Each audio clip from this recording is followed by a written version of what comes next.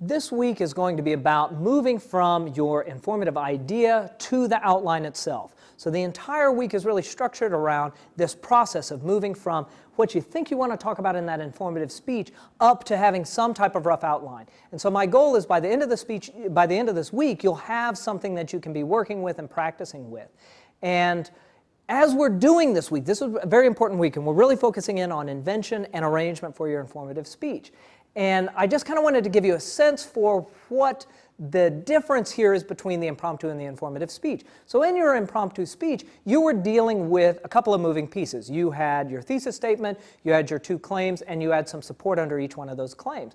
Well, certainly the informative speech is more complex than those impromptu speeches. And especially when you are dealing with providing new information to an audience that doesn't know what you're talking about, you're going to be working in the realm of complex details.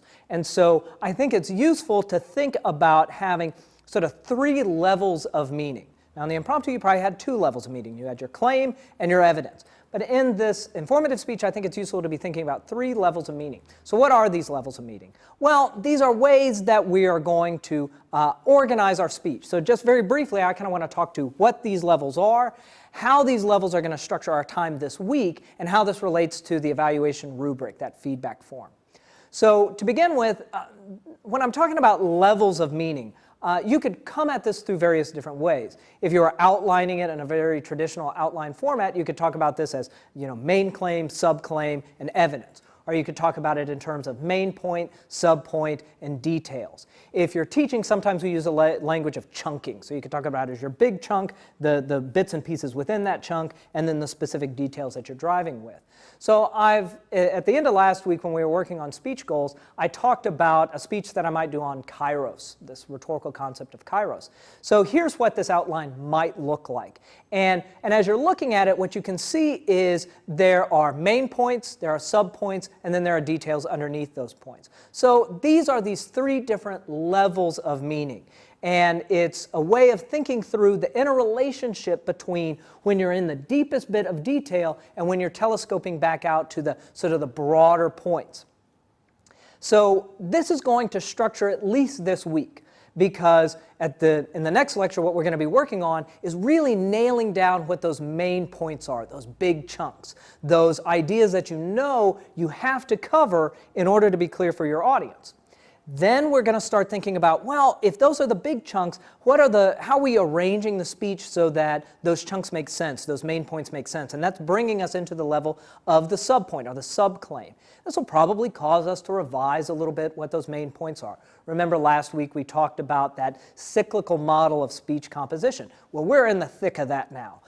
We're in the process of putting something down on paper, practicing it, and revising it. So we'll start off by sort of trying to figure out what these main points are. Then we're going to start thinking more through arrangement in terms of what these subpoints are. And then finally, at the end of the week, what we're going to do is get into the details, those bits and pieces, that evidence, those examples that you're using to really highlight and clarify what you want to say in that informative speech.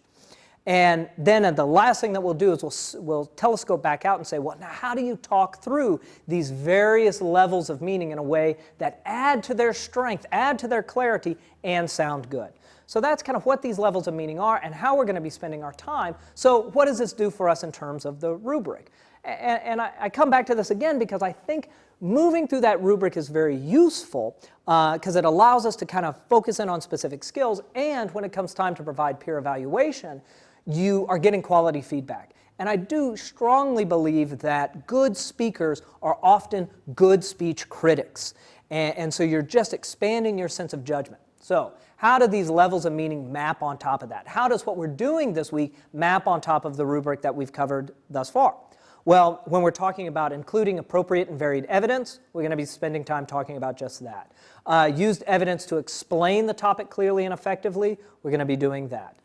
Certainly, when we're talking about balancing breadth and depth, that's what I'm getting at here, is having main points that make sense, but then also getting into the nitty-gritty details of that speech and giving us a real solid sense of what's going on, but being able to do both and give us context as well as content. The other issues on that rubric are addressing points that are appropriate for the topic and the audience. This is the realm of invention. Certainly that's one of the things we're going to be concerned with in the next lecture. Arrange the speech in a logical manner. 2 lectures from now, that's exactly what we're going to be doing. So once again, that feedback form, that rubric, are not just random terms. Those are, in many ways, the learning objectives for the assignment. And so you can look to that rubric as a way of understanding what we're doing in informative speaking, as well as using it as a guide for helping you improve your own speech. So once again, once we leave this video lecture, we're going to start by figuring out what your major ideas are in this informative speech. Then we're going to shift in to how you can discuss them well through smaller bits and pieces, that level of the subclaim. And then we're going to get into demonstrating those ideas through detail. Now, throughout this week, we're going to stick to an outline structure.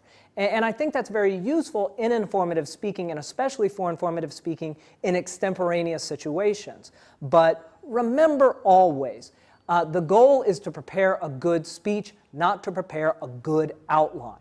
And I mean by that outline's a visual artifact. I think there's a lot of benefit to it because it can help us highlight the differences between big ideas and small ideas, but it's visual. It's apprehended by the eye, not by the ear. The goal is to use that outline to be able to put something together that sounds good when you stand up to speak. So I just wanted to start off this week with a sense of what we're going to be doing, because all the pieces, all the video lectures really gel towards the end. But we're moving from main ideas to subpoints into details. We're moving through these 3 levels of meaning throughout this week.